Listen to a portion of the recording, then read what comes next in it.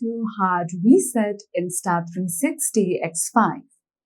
So on your device, scroll down to your control panel. Tap on the gear icon to go to Settings. Once you come to Settings, scroll down below and you'll see two of the options, that is Reset Tutorial and Reset Camera.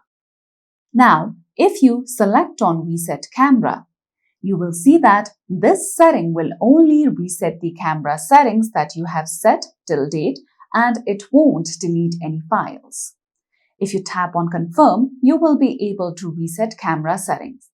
However, on Insta360 X5 device, there is no such feature that will allow you to hard reset the entire device itself.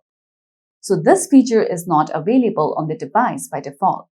So you can simply reset tutorial or reset camera settings again to default. So for now, I'm going to tap on Reset Camera. So just tap on Confirm.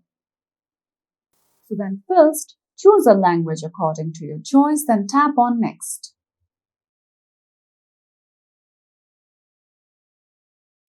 Then after you reset your camera settings, you will again have to follow the tutorials from beginning.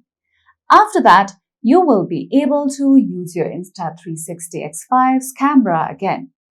You can set all the camera settings again according to your preferences.